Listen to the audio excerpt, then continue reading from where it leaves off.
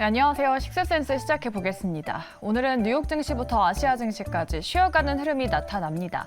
우리 시장 오늘도 외국인과 기관 매도가 이어지면서 파란불을 켰는데요. 다만 양대 시장 하락폭을 조금은 줄이려는 노력을 보여주면서 제한적인 약세 움직임을 보여줬습니다. 이번 주에 메이저 수급들이 팔고 있는데도 개인들은 매수하는 기조가 이어지고 있는데요. 우리 개인 투자자들 이런 장세에서 어떤 전략으로 수익 낼 수 있을지 알아보도록 하겠습니다. 오늘은 영앤리서치 최진욱 팀장 그리고 펀스탁 이주호 본부장 모셔봤습니다. 두 분 안녕하십니까? 맞습니다. 네, 두 분 초면이시죠? 네, 맞습니다. 느낌이 좀 어떠신가요? 좀 잘 맞을 것 같나요? 오늘 잘 안 맞을 것 같아요. 하얗고 까맣다는 또 제보가 있었는데 예, 우리 고수 두 분이 어떤 케미를 앞으로 보여주게 될지 기대해 보도록 하겠습니다. 그럼 시장 안에서 꼭 알아야 할 이슈 짚어보도록 할 텐데요. 첫 번째 키워드부터 만나보시죠. 네, 오늘 빅이슈 첫 번째는 리오프닝입니다. 토니 블링컨 미국 국무장관의 중국 방문 소식이 나왔죠. 얼어붙었던 미중 관계 개선에 대한 기대감이 나오고 있습니다. 오늘 엔터주뿐만 아니라 호텔 신라, 아난티도 강세를 보였는데 이런 중국 관련주, 리오프닝주에 다시 좀 재개가 오는 걸까요? 사실 미중 관계 부분들이 좀 완화가 된다고 하게 되면은 결국엔 지금 기다리고 있는 것은 결국엔 중국의 추가 경기 부양 기대감이거든요. 네. 그러니까 지금 이 부분 오늘 시장만 봐도 좀 중국 관련주, 리오프닝 관련주들이 좀 강세 흐름을 좀 보여줬습니다. 근데 오늘만 좀 보여준 게 아니라 그 전 거래일에서도 NCC 좀 항공주들도 많이 움직여주고요. 그만큼 지금 리오프닝에 대한 기대감이 지금 들어와주고 있는 상황인데 사실 미국 같은 경우는 탈중국을 계속적으로 정책을 가시화를 했었습니다. 그러니까 최근 들어서 지금 미중 관계 개선 의혹 그리고 미중 관계 개선에 대한 이슈가 꾸준하게 좀 나와주는 부분들은 결국에 미국 같은 경우는 지금 중국이 좀 점유율이 좀 높은 원자재 이런 부분들을 좀 가지고 있다 보니까 디커플링 부분들을 지금은 좀 원하지 않는 것으로 지금 판단이 듭니다. 그러니까 어느 정도의 좀 선은 지켜가면서 네. 경제 위기까지는 좀 건들지 않으면서 좀 이 정도의 좀 관계 완화를 좀 유지를 하려고 하는 것 같은데 일단 그렇게 된다고 하게 되면은 추가적으로 재정 정책까지 좀 나와줄 수가 있겠죠. 그러면 재정 정책까지 나와준다고 하게 되면은 중국의 지금 부동산 시장도 그렇고 지금 업황 같은 경우가 생각보다 리오프닝 이후로 지금 수정치가 생각보다 잘 나오고 있지가 않은 모습입니다. 그러니까 그만큼 지금 경기 부양 기대감은 살아는 있지만 중국 성장률이 생각보다 가파르게 상승을 해주고 있지 않다 보니까 오히려 지금 모건 스탠리에서도 좀 부정적인 의견들이 좀 계속 나와주고 있는 상황이고요. 네. 다만 이번 좀 미중 관계 부분들이 완만하게 좀 해결이 된다라고 하게 되면은 일단 추가 경기 부양 기대감에 플러스 재정 정책까지 좀 확대가 될 수 있는 상황이다 보니까 오히려 지금 중국 리오프닝주들이 좀 움직여주는 것은 오히려 지금 증시에서는 좀 우호적으로 좀 받아들일 수가 있지 않을까 그렇게 좀 생각을 하고 있습니다. 네, 알겠습니다. 중국 사실 경제 지표도 조금 부진하게 나오고 있어서 과연 리오프닝주가 이 수혜를 그대로 받아갈지도 궁금한데 미중 관계가 개선이 된다면 여기에 따른 수혜를 좀 받아갈 수 있을까요?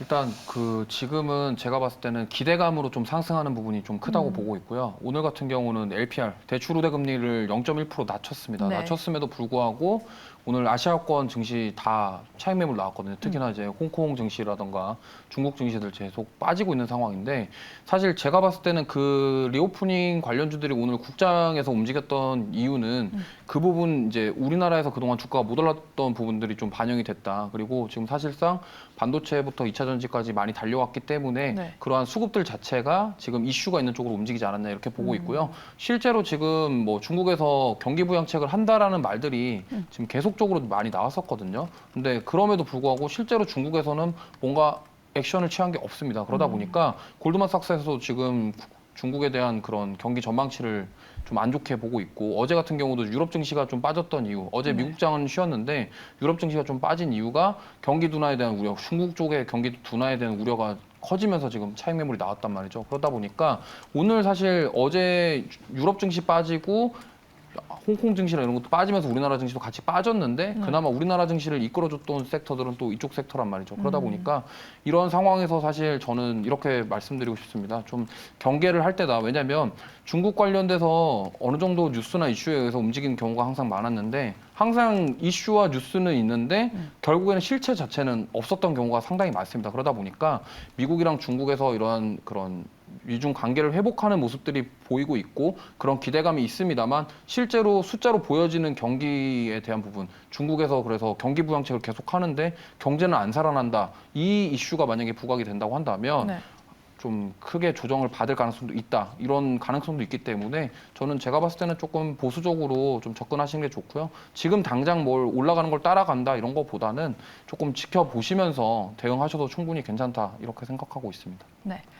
아직까지는 중국 경제에 대한 우려가 나오면서 리오프닝에 대해서 좀 어두운 전망이 대부분인 것 같습니다. 아시아 증시도 좀 부진한 모습을 보이고 있어서 관련주들에 대해서는 아직까지는 경계를 할 필요가 있다라고 말씀해 주셨습니다. 리오프닝에 대한 이슈 짚어봤고요. 다음 키워드 2차 전지로 넘어가 보도록 하죠. 중국의 배터리 기업 고션이 미국 공장 설립을 허가받고 나서 급락했던 2차 전지가 조정을 이어가고 있습니다.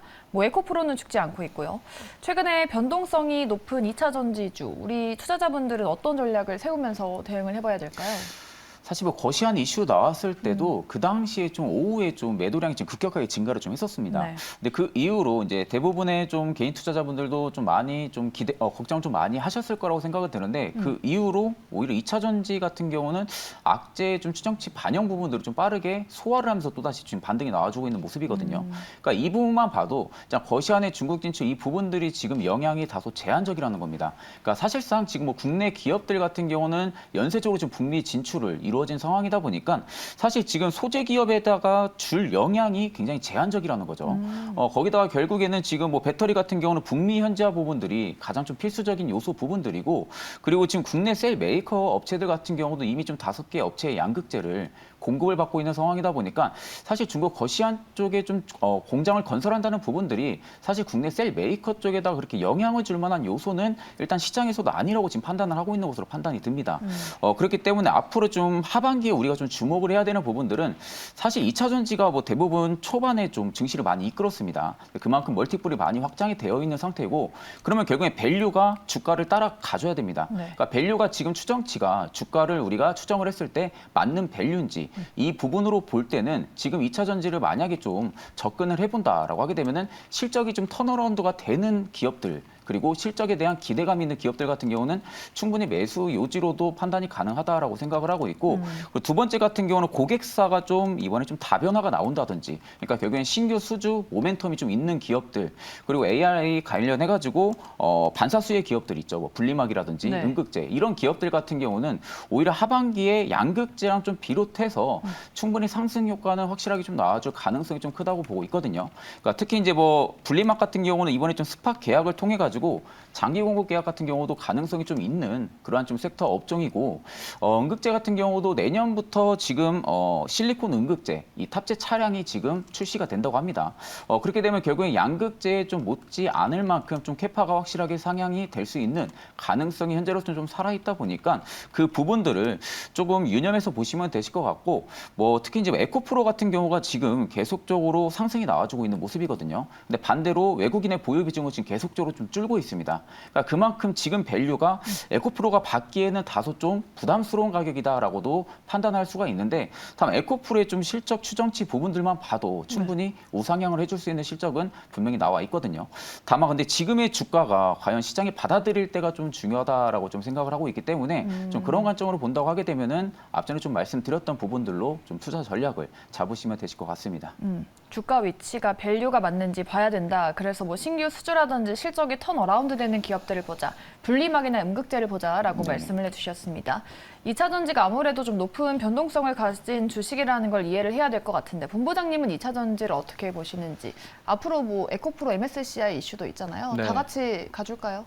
저는 일단 그 MSCI 이슈 나왔을 때 조금 추가 상승이 나올 가능성도 있다라고는 보는데 아까 앞에서 말씀하신 것처럼 차익 매물 가능성이 좀 있다. 그리고 지금 경기 둔화에 대한 시그널이 계속 나오고 있거든요. 네. 그러다 보니까 지금 어쨌든 금리 인상 기조가 끝난 건 아니에요. 파월 의장이 연설에서 저번에 얘기를 했을 때 올해 금리 인하 없다 했는데 지금 사실상 시장 참여자들은 이제 파월 말 안 믿어 이거거든요. 네. 그러면서 엔비디아도 그렇고 계속적으로 올라가는 모습 보이고 있는데 파월 의장은 일단은 이제 앞으로 금리 인상 계속 유지는 할 거야. 올해 인하는 없어. 이렇게 얘기를 했고 추가로 2번 정도 금리 인상 할 거다. 그리고 점도표 상으로도 지금 많은 연준 위원들이 금리를 더 올려야 된다. 이렇게 얘기하고 있거든요. 네. 근데 시장에서는 이게 해석하기가 뭐 서로 다 생각이 다를 수 있겠지만 어쨌든 지금 시장은 안 믿어요.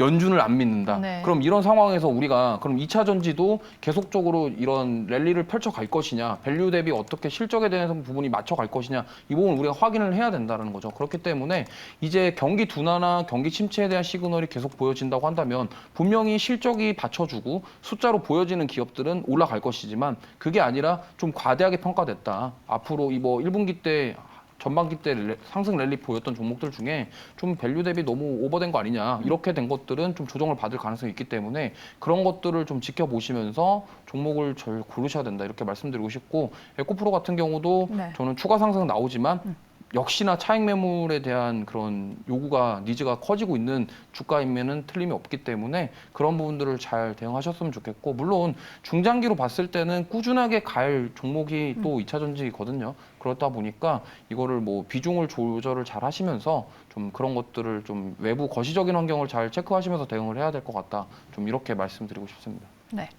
이 금리 인상 기조 자체가 좀 꺾인 게 아니기 때문에 그런 거시적인 매크로 이슈를 주의 깊게 살펴보시면서 2차 전지는 대응 전략을 만드는 게 좋을 것 같습니다. 우리 2차 전지와 조금 다른 분위기의 섹터를 세 번째로 보도록 할게요. 최근에 한 달 정도 질주하는 조선주 보도록 하겠습니다. 지난달부터 슈퍼사이클이라는 얘기를 좀 전해드렸었는데 조정 없이 거의 쭉쭉 상승했기 때문에 여기서 들어가도 될지에 대한 고민이 좀 있으신 분들이 많을 것 같아요. 조선주 지금 접근해도 된다고 보십니까?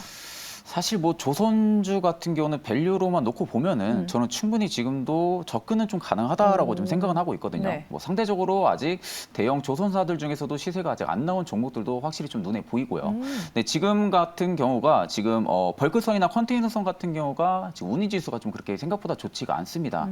그럼에도 지금 시황이 그만큼 좀 많이 냉각이 되어 있는 상태거든요. 네. 그러다 보니까 수급면이 다소 그렇게 큰 폭으로 확장이 돼서 지금 나와주는 모습은 아닌데 그만큼 지금 매도 물량도 안 나온다는 겁니다. 그러니까 매수 물량이 현저하게 많은 상황은 아니지만 그만큼 누군가가 지금 이 구간에서 팔려고 하는 심리가 없다는 거죠. 네. 그러면 결국에는 조선사에 대한 부분들의 시향을 굉장히 좀 좋게 보는 부분들로 받아들일 수가 있는데 사실 시향이 많이 냉각이 되어 있다 보니까 전반적으로 신규 발주 속도도 많이 좀 더뎌져 있는 상태입니다.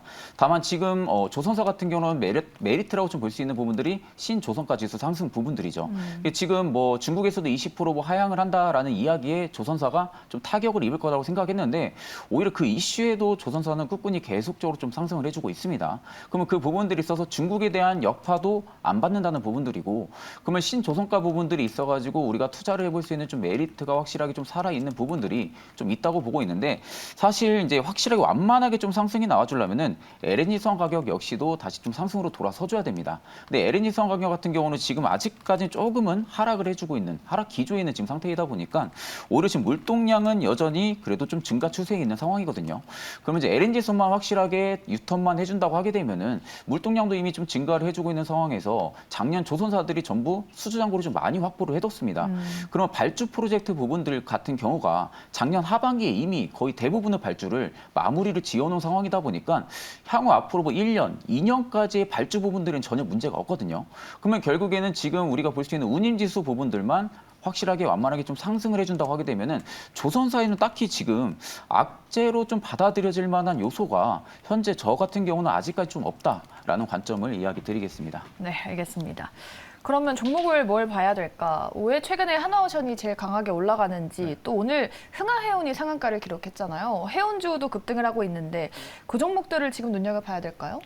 저는 일단 어쨌든 조선 쪽을 봐야 되고요. 해운 같은 경우는 그 어쨌든 운임지수 자체에 뭐 그런 기대감도 이런 것들이 있는데 사실 경기에 대한 회복 자체가 아직은 보이질 않고 있거든요. 그러다 보니까 조선 발주 이런 것들을 좀 기대해봐야 되겠고 네. 앞서서 말씀해주셨지만 지금 카타르에서 LNG 추가 발주가 지금 결정이 아직 안 났는데 그 부분을 좀 기대를 해봐야 될 것 같아요. 그래서 그런 것들 좀 보셨으면 좋겠고 근데 저는 조선주도 좋지만 대형주들도 좋지만 좀 기자재 업체들도 좀 보는 게 좋지 않겠냐 좀 이렇게 생각하고 있거든요. 그래서 최근에 지금 기자재 업체들이 계속적으로 좀 수급이 들어오면서 꿈틀꿈틀하는 모습 보이고 있기 때문에 좀 조선주도 좋고 기자재 뭐 둘 다 어떤 거를 택하냐 어떤 게 더 좋다 이렇게 말씀드리기는 어렵지만 아무래도 조선주 같은 경우는 뭐 대부분 시총이 좀 크고 무겁고 시청자분들께서 좀 들어가시기에는 좀 시간이 많이 걸릴 수 있기 때문에 아. 오히려 조금 변동성 좀 있는 그러니까 이렇게 지금 이슈가 나오고 슈퍼사이클이라는 기대감이 있을 때 기자재 업체들을 좀 공략을 하셔가지고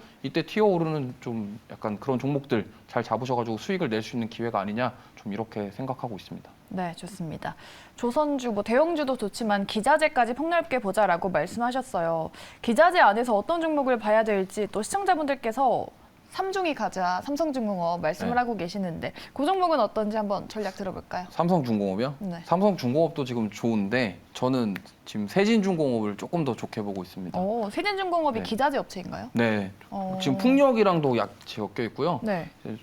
세진중공업이 약간 조선 기자재 쪽이기 때문에 삼성중공업도 좋은데 저는 오히려 같은 중공업이지만 네. 세진중공업 지금 과거에 이제 신재생에너지 풍력 이슈 나오면서 세진중공업 주가가 많이 한번 올랐었어요. 튀어 올랐다가 조정받고 지금 다시 올라가고 있는데 지금 LNG 관련해서 그런 쪽들 이슈들 그리고 이 조선과 풍력 신재생에너지 엮여서 같이 갈 수 있는 좀 약간 좀 먹을거리가 있는 그런 종목이라고 보시면 되겠고요. 하나의 테마가 아니라 여러 가지 테마로 좀 점핑할 수 있는 그런 종목이다라고 보고 있기 때문에 물론 지금 삼성중공업도 좋습니다. 좋은데 네. 그럼에도 불구하고 지금 조선주들 약간 무겁고 이런 것들이 있거든요. 그러다 보니까 조금 더 가볍게 더 한번 좀 올라가는 거 잡아보시려면은 세진중공업도 좋다. 좀 이렇게 말씀드리고 싶습니다.